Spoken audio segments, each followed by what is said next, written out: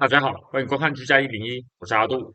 我们今天要来给抽油烟机换灯泡，我这是太平洋品牌的，这是比较难换的。我们会说说有些简单的是怎么样换，然后看我在更换灯泡时遇到的问题。那我们就开始吧。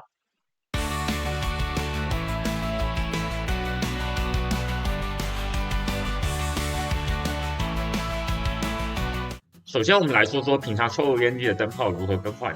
它们通常都是和这个一样，是一个圆形的口，你只需要逆时钟旋转灯泡就可以把它拿下来。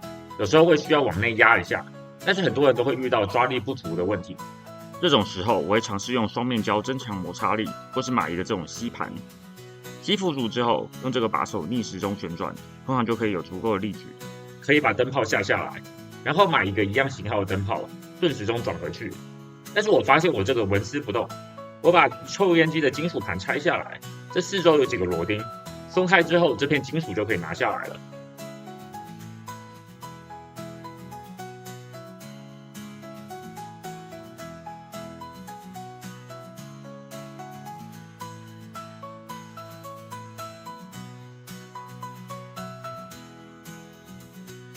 我发现这个很特别，它是一个 LED 模块，然后用螺钉固定在这个金属盘上，所以完全不可能直接从下面拆下来。我把螺钉松开之后，把灯泡拿下来。这个型号我在网上根本就找不到，我问太平洋抽油烟机的厂商，他们本身有在卖，但是价钱异常的贵，一个不加运费要$45，两个加运费就要$100了。这边顺便一提，这两个灯泡都不亮，但是并不代表两个都坏了，它们是串联的，所以只要有一个坏了，断路就会导致两个都不亮。如果是其他电路板坏了，我觉得可能也不一定能够找到一样的电路板，所以就有可能需要整个换掉。我们在 Amazon 上找抽油烟机的 LED， 然后找到相同的接口，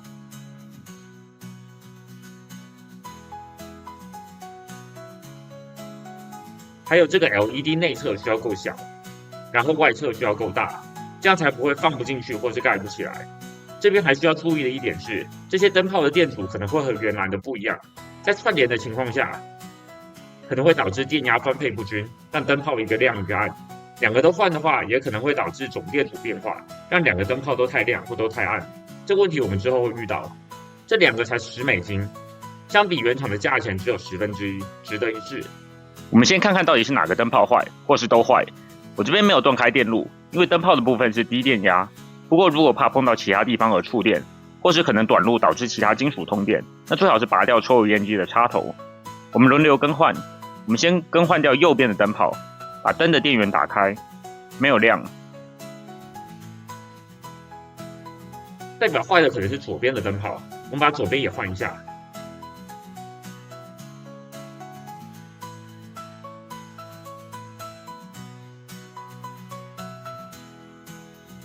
因为没法像原厂的 LED 用螺钉固定住，我用绝缘胶带稍微粘一下，就可以防止它掉下去。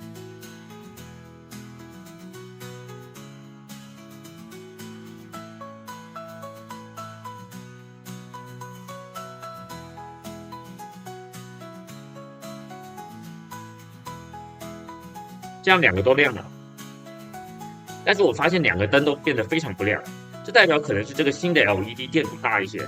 两个都换之后导致电流变小，所以我把左边的又换回了旧的。